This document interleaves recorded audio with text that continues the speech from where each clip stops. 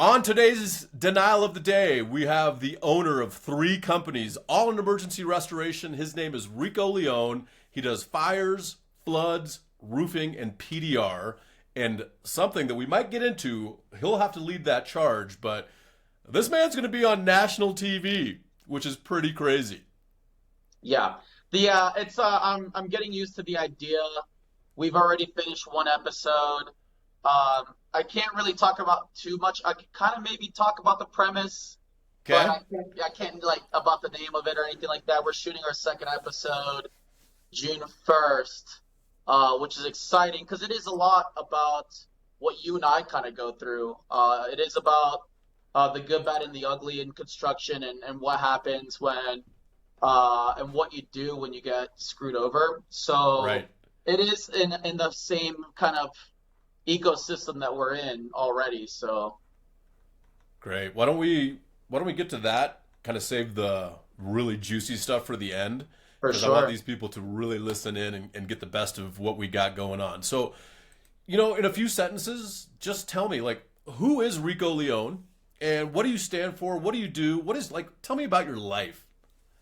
Well, since I was like 19, turning 20, I got into emergency restoration, young, and I worked for Roto-Rooter out in Pittsburgh. I've been in the game for a long time. I was shoveling the sewage, the gelatinous sewage day one, and then I just kind of moved up in the ranks quickly. It was horrible. It's horrible. Yeah, it But you know sounds what? horrible.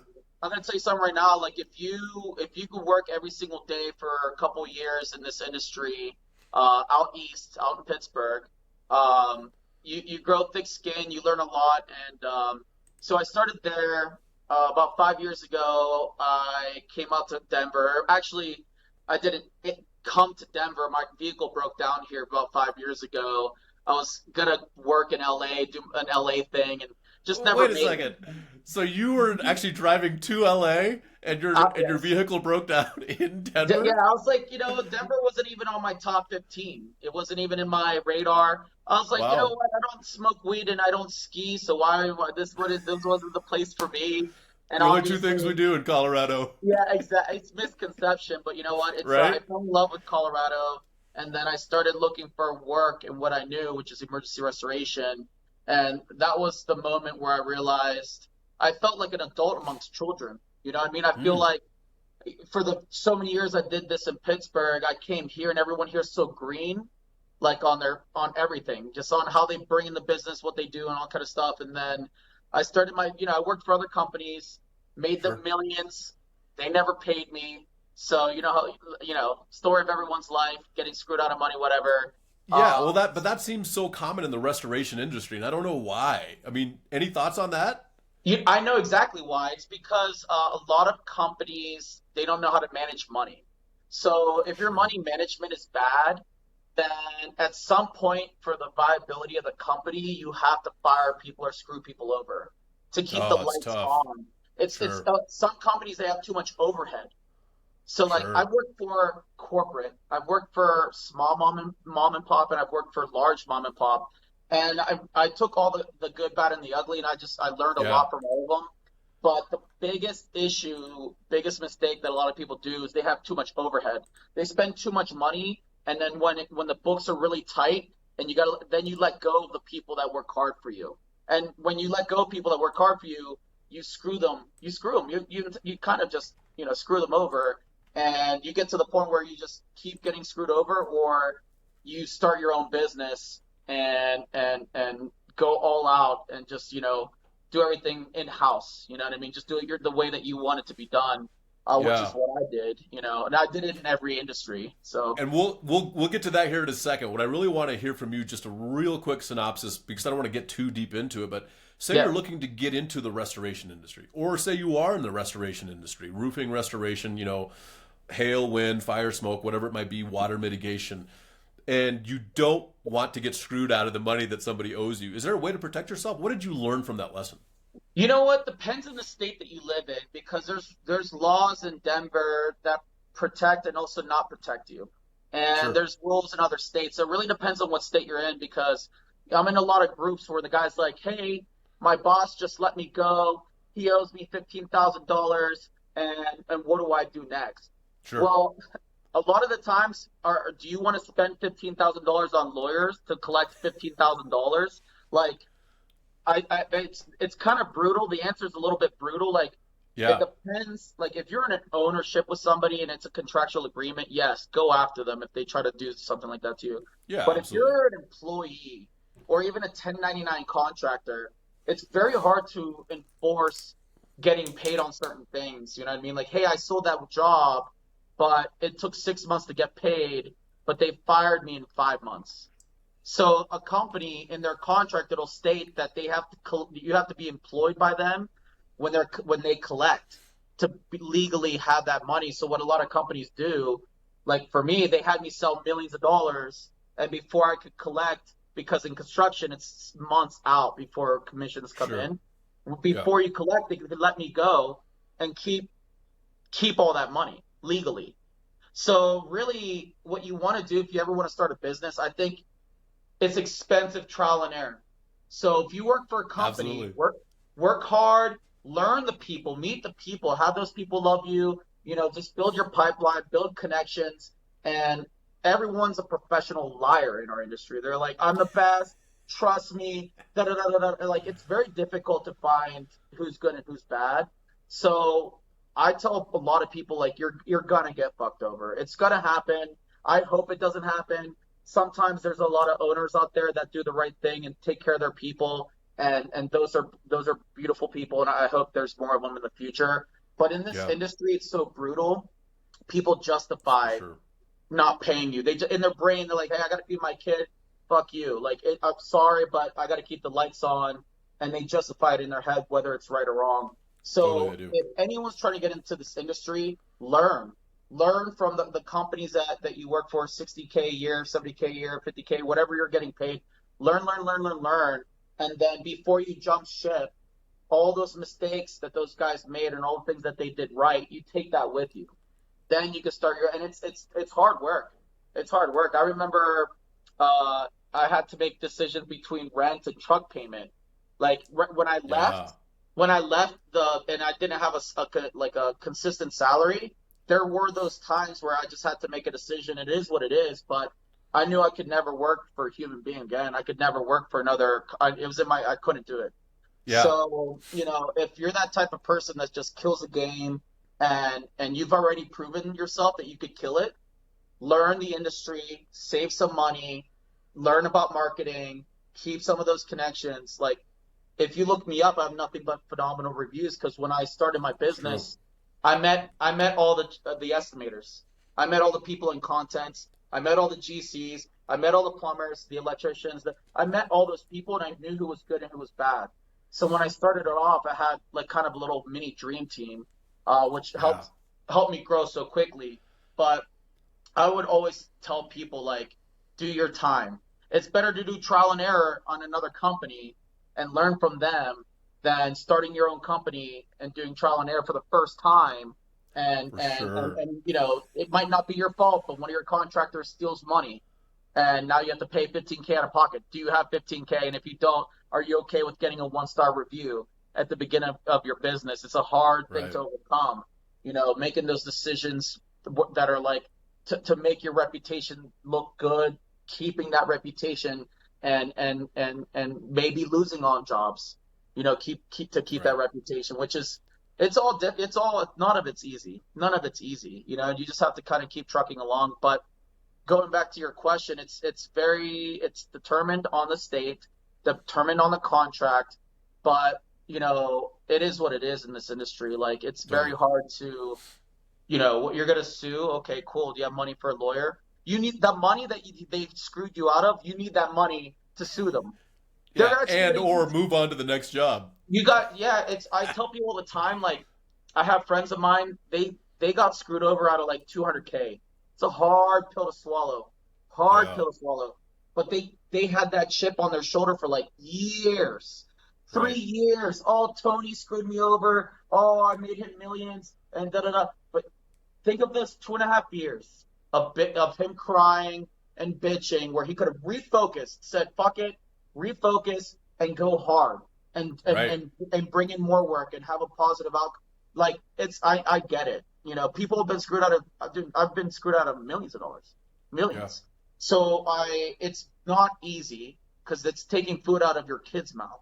So of course you're going to take it personal, but honestly, you just have to like, you know, suck it up, move forward, do it for another business, find it out, do it for yourself, like save money on the next, you got to keep going. Like you don't have a choice. You got to keep going, or you could cry about it for a long time and go nowhere. Right. Yeah. Well, I appreciate that feedback, and it sounds like you learned some lessons that these people in our audience can actually apply, because there's a lot of different types of people that listen to this podcast. And so ultimately, thank you for the information. Now, what I want to ask you is, what types of business, you got your hands on a lot of different stuff. Tell me what they are and why you decided to go into that field. Yeah, so I own and co-own more than 3 businesses, but you know, I'm in construction and new construction. Obviously in emergency restoration, fires, floods, mold, asbestos, water. I started a paintless dent repair company. Same reason. I have a lot of insurance agents that refer me a lot of work, and they brought me in a lot of cars because I knew a lot of PDR companies. But you know how it is, man. Like I was feeding these guys hundreds of cars, and then they paid me here, then here, then here, then here. And it just got to the point where I was like, okay, well, now I'm going to take the money I'm making and I'm going to start my own PDR company. But, you know, I have a realty company that I'm a part of as well. You know, I stay in my lane. I'm a very good, like, marketer. I'm good with relationships, and I'm insanely, what I like to think is good at delegating. So I have an amazing team. I delegate. I don't mess with their money. Like, pay your people, you know? And, but it's all like, you know, real estate, commercial, construction, roofing. You know, it's kind of the same ecosystem, really. But for sure, I do own a lot of stuff. I'm, you know, getting into cybersecurity and commercial real estate as well. So, you know, I expand. I like to have more than one source of income. So, smart. What's your favorite? I would have to say my favorite. I do love PDR. Real estate's fun. Emergency restoration, because it's people think about money. Everything I do is a headache to income ratio. Like, how much of a headache is this gonna be in my life compared to how much money? Like, when I was day one, I took on every job, good, bad, ugly. I took underinsured. I've still made it somehow work. Like, I made that stuff work. Now, since I've been doing this so many years, I really pick and choose my clients, my customers, and you know, there's like painless dent repair is a phenomenal business, good profit margins. And those mistakes, they're easy to fix. Oh, I'm so sorry, something happened. That's $1,200 out of my pocket. Easy fix. Like if you mess up on a commercial fire job, that could be $150,000 mistake. Right. That's a big harder dollars. check to write. That's a harder check to write. So you got to be very meticulous on how you spend your money, all that kind of stuff, to make sure everything goes kosher. But in PDR, it's like customers are happy. The job's done quick, good profit margins, you know, like it's just, you could incentivize people. It's fun for me to do that. I just made my reputation in emergency restoration. I got a million reviews and a lot of people know me in it. And I've been on the news multiple times for different fires. So it's kind of my niche. Yeah. Yeah, buddy. And you've done really well in that. So Thanks. I applaud you for that, man. So part of our show is talking about the most absurd or hilarious denials, right? So the podcast is called The Denial of the Day, and I talk a lot about that on my LinkedIn feed by doing the videos that I've done for so long. I want to hear, because you've been in this industry for so long, and I want to hear maybe a couple different ones, right? So I want to keep this to like a minimum as far as time goes, because people usually tune in for about half an hour. Sure. But ultimately, like, give me some of the goods. What have you been experiencing recently or in the past that you can discuss here? Obviously, we don't want to get into too detailed, but give us the gist. I won't mention insurance companies or adjusters' names, but I'll just say, because there's some out there that are phenomenal, right? There's that's true. Adjusters out there per state maybe that are pretty amazing, but right. So I'm learning, right? The insurance company, like you say often, they're a business. You know, they love your money every month, but when it comes to handling a claim, They don't just write beautiful checks and get everything done right away. It's an extensive process. And every year, I'm seeing more consistently that they're coming up with new and new ways to deny or delay or whatever. Back in the day, they would just say no, you'd say yes, then they want references, then they do okay. It's like you fought a couple battles, but then they eventually were like, okay, let's go. Sometimes. Yeah. Now, just even recently, like I have a customer who has phenomenal coverage. They have a historic home, so we have to go through landmark. Permitting wasn't fun, but he had like 24 months of AOE. Like it was all great code coverage, all that. It was great, but we're dealing with our fifth adjuster. Two of them retired, and now we're on our fifth adjuster. And the thing is, too, and by the way, and I changed my work authorization. I changed the language. I have lawyers on my emails now because think of all the time spent when they go, oh, we handed off to this guy's on vacation for the third time this year, or he handed off to another adjuster, and then the adjuster's like, hey, I don't have any information, so resend me everything. Oh, let me think about this. Like they just added 2 months, but then after 2 months, then that guy retires. Then that guy. Okay, now we have another adjuster. Is that adjuster cool? Are we here? Okay, what's his phone number? Oh, he's not. Oh, he's not in town. Supervisor. Like it gets. You get angry. Yeah. And don't you think that's partly by design though? Like the insurance 100%. companies want you to give up, right? It's 100% by design because it's more than one company. It's more than one insurance company doing the same thing. It's company A, B, and C. Every single adjuster on the planet is retiring and or handing it off 5 times per claim. Or going on vacation at the exact same time. So it is by design, 100% by design, 100%. Actually, when you go on vacation, show me a picture of you on the jet ski. Show me a picture of you on the jet ski, and I'll credit you $5,000 right fucking now. You know what I mean? Like it's lies, right? So, but I've gotten better. So now I know these things. So now when I first meet an adjuster, first start a claim, I send out an email. It's kind of like not a demand email, but it's a statement stating due to it's like lawyer talk, but just say to the acknowledgement of the customer would like for you to let us know before you plan to go on any vacations and or retire and or hand this claim off to another adjuster that you'll let us know ahead of time and that you will guarantee that adjuster has all the information that the contractor has given to you. Therefore, no delays happen. I have all these statements. Nice. Of all the things that they do. I know it's like, please see, if you do plan on bringing a contractor that is not chosen by the homeowner and not vetted by the homeowner, please let us know 72 hours ahead of time with the reason for you to bring that. And by the way, that person has to be comparable to the contractor that we hired. Contractor we hired has 150 reviews, 5-star, has the licenses. We want to see all of that before you allow that contractor to put an estimate to compare to the contractor that I chose. Because in 2007, they passed the law that you could choose any contractor that you want to do the work. That contractor law of choice was passed because insurance companies brought in Builder Bob Joe that did it for $40,000 instead of $240,000. And then the quality suffered.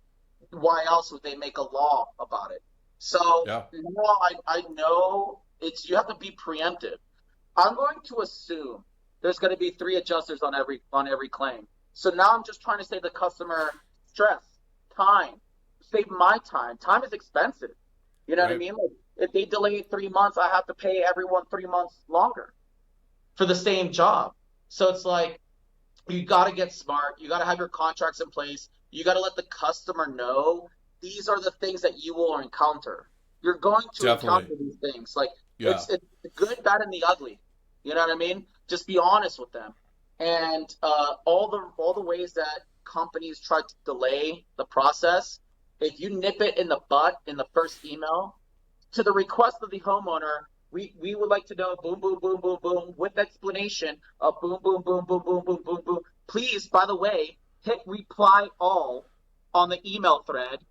Hit reply all on the email thread with the homeowner, so then there's no miscommunications, because an adjuster can be super nice. We'll take good care of you, Mr. and Mrs. Jones. And then that same adjuster will get behind the computer, deny, nope, hate you, fuck off. Like, what? No justification. No justification. Right.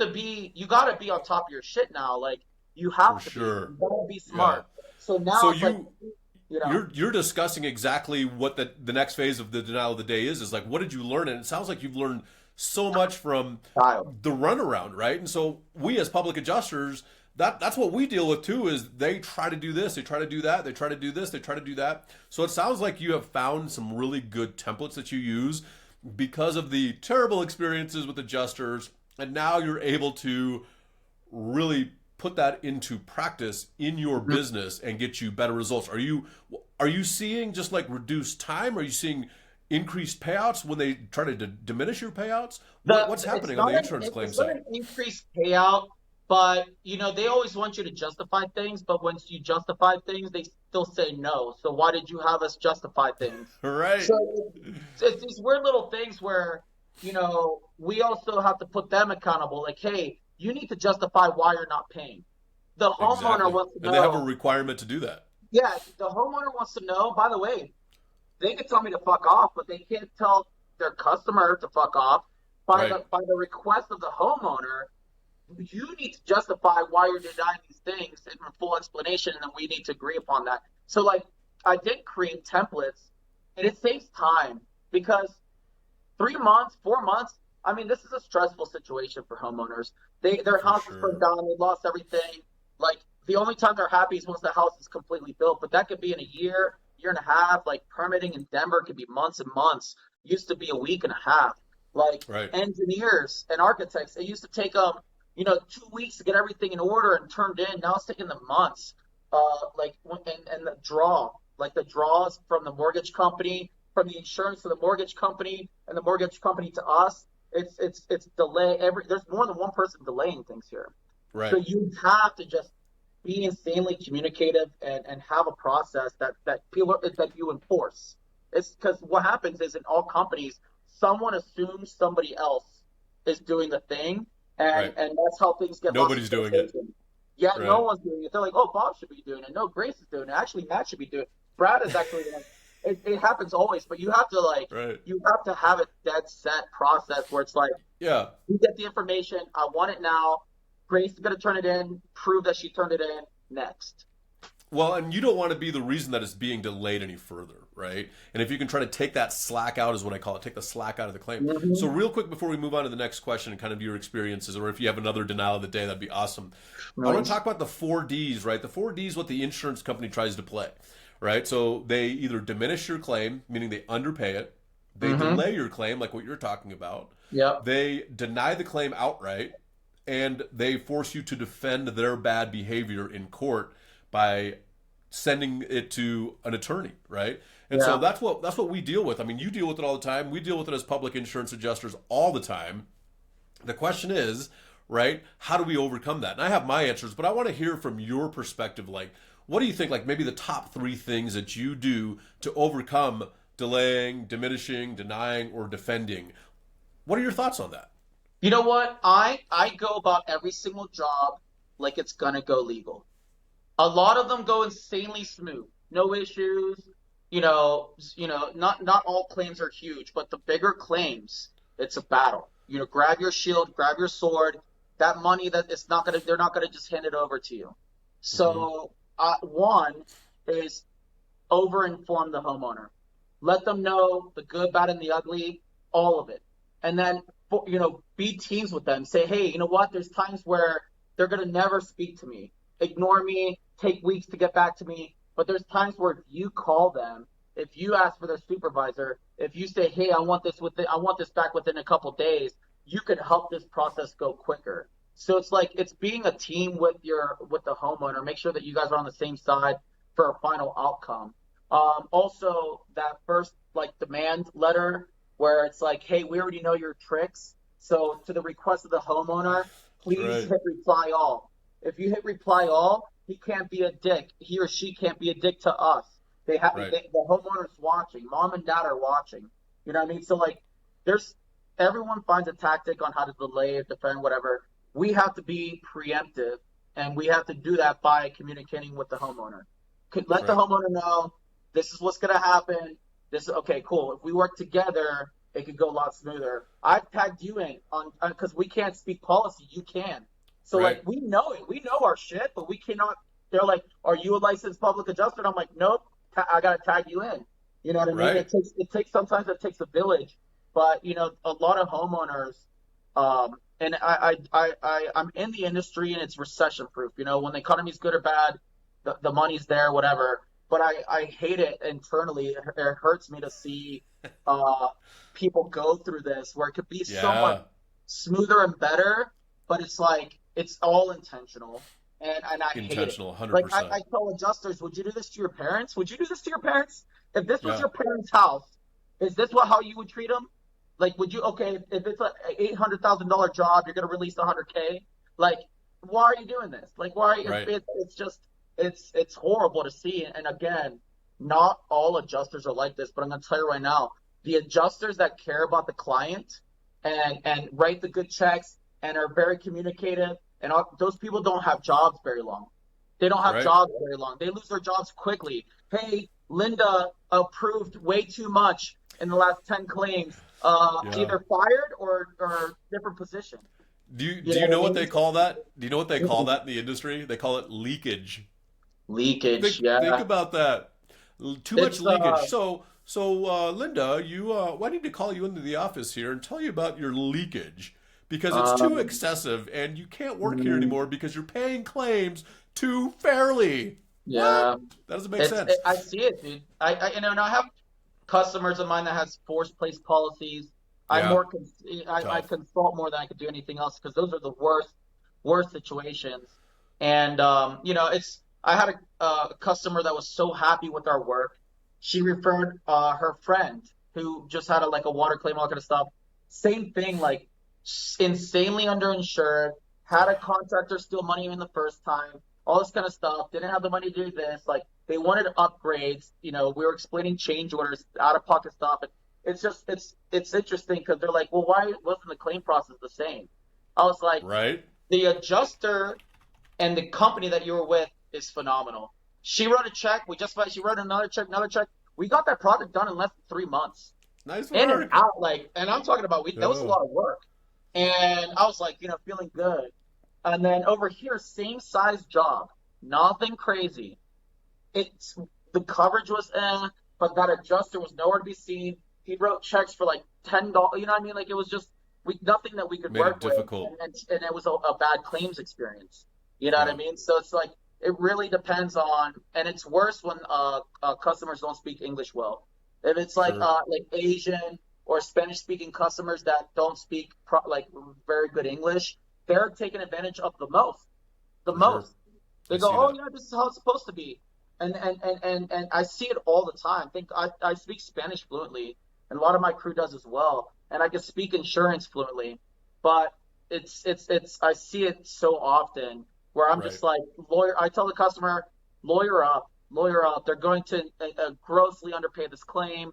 They were agreeable on the walk and denied everything the second they got to the office. Like it's just not going to be a good claims experience. And sometimes, the customers are mad at the contractor, and it's like, I can't go $150,000 on every project to just get it done on 50 projects. Right. So, It's tough to do.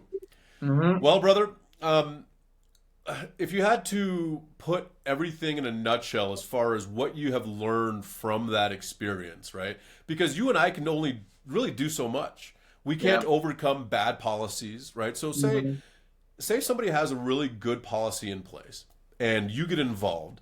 yep. Like what are the maybe one or two things that you would say like here are the lessons from my experience in the restoration industry working with insurance companies and insureds that somebody in our audience would need or want to know.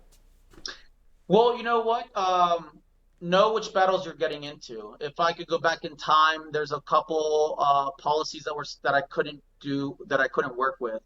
Sure. So then I would have rather consulted them than taking on the job and losing money, bad experience, all that kind of stuff. So reading the declaration page and explaining to the homeowner everything on that deck page about asbestos, about coverages, about code upgrade, about their structural dwelling coverage, their ALE, the good, bad, and the like. Some people think their contents coverage is one thing. Like, it only covers their contents, but it also covers the amount of money it takes to clean and all that kind of stuff. So like it says 300K, 200K, but it's used fairly quickly. Just explaining to them the good, bad, and the ugly, and then the position that they're in according to your experience, like that helps a lot. And then always communicate through like email, because a lot of phone conversations happen. They're like, well, I thought you said this and you promised me that. Anytime you have a conversation with a client, an adjuster, or whomever, because adjusters always say something and then do the complete opposite almost all the time. So once you have a conversation with her, whether it's with the homeowner or the adjuster, you send an email to everyone. Hey, thanks so much for the conversation today. While my mind is fresh, I wanted to just go over this. These are the reasons that there could be some delays, yada, yada, yada, yada, yada. Because if I could go back in time, I would just do everything I'm doing now, which is be very, very preemptive, keep the communication up, making sure that if you're bringing in work and you have GCs, that every single check you give them, you make them sign a conditional lien waiver. You know what I mean? I've had contractors I've given $150,000 to, and they use it over there. They use it on a different project. You know what I mean? Like, it's crazy. Yeah. It's not. It's customers. It's clients. You have to you got to be smart. That's all. It's just, you have to be smart. You have to make sure you make a process. Because when you're day one, you're thinking about what? Hunting and eating everything. I just need food. I just need food. I'm hunting. I'm not worried about organizing my paychecks and my P&Ls and anything like that. But guess what? All that stuff you have to just keep track of, and those are those things that people screw up on. And those are very costly mistakes, very costly. So I think just over communication, explaining to homeowners their process.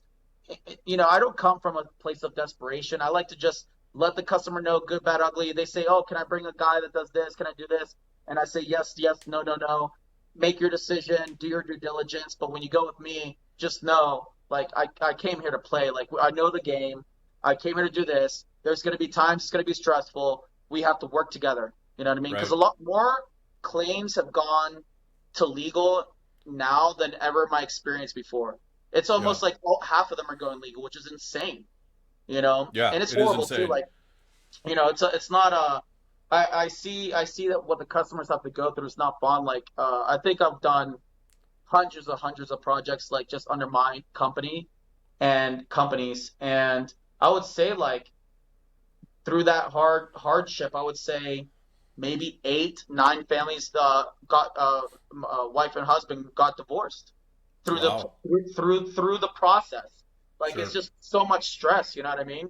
It is. So, you bring up a really good point, and I think we've talked about it, just touched on it previously. But the insurance company wants you to give up, because when you give up, you leave so much money on the table. It's ridiculous, and that's the thing, is they want you to give up because it helps them. And just like you're saying, it's so stressful, and I think it's intentional, like we had discussed, and it's by design. Where it is difficult, and you have to keep asking the same question over and over and over again. You and I, we do really good work, but there are certain things that we can't overcome, and sometimes it does have to go legal, unfortunately, right? And I would tell you, probably between 5 to 7% of our claims right now are in the legal status. But you're right, we build every one of our files, our claim files, like it's going to go legal, because you just don't know which way it's going to go. So before we wrap this up, I want to ask you, is there a single question that I should have asked you that I haven't, that you'd like to discuss?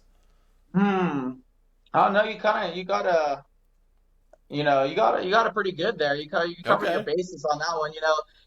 With the whole denial of the day thing, man, it's beautiful, because I think the more and more contractors you interview, and the more and more homeowners that you interview, like, I have a couple of homeowners of mine, good, bad, and the ugly, and I'm going to interview them too, because I want people to hear from the horse's mouth. And people go, hey, Rico, the insurance companies are going to go after you if they see that you're saying what you're saying. And I'm like, what have they done to me that they haven't? What can they do to me that they already haven't done? They've already Right. made they've already made my life the worst it could be. They've already Yeah, done it's everything hell. that they could do to put me through hell. And by the way, they're attacking me, but really the homeowner suffers. It's not me. That's right. It's the That's homeowner right. that they're making suffer because Yeah. of and I had fights. I had an adjuster tell me, don't fuck with me. I'm gonna make this a horrible process for you. And by the way, he's like, because like that's what he said to me. He Yeah. said that to me, and I was like, this person doesn't understand. If the homeowner heard that, why? Why are you going to make this difficult? What did I Right. do? What did I do? I'm not charging $8 million to do this house. I'm justifying every dollar. So I don't understand what you're Sure. talking about. But they get Right. there. I don't know. I caught him on a bad day or something like that. I was just like, but the thing is, people do say like, "Oh, Rico, you should worry because you're gonna have a target on your back." I'm like, that target's been there since I've existed, Right. since I've been in the industry, since I got my Yeah. first claim. So I got nothing. It's not that I have nothing to lose, but it's like I've triple prepared myself to be better. It's like when you go to war so many times, you get smart.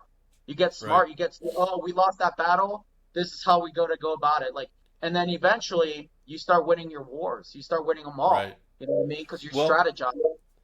previously you had said, get your shield and get your sword, right? And the Bellator logo right here, right? That's what it Oh, is. It's a shield, right? And it's a sword oh, going through the love middle. that. And Yeah, Bellator in Latin is warrior or the war, and we have to prepare for that. You and I are yeah. in such an interesting space because people don't really understand what we do. And they don't understand the battles that we fight on behalf of our clients. Those clients don't even know the battles that we've actually have been fighting for them.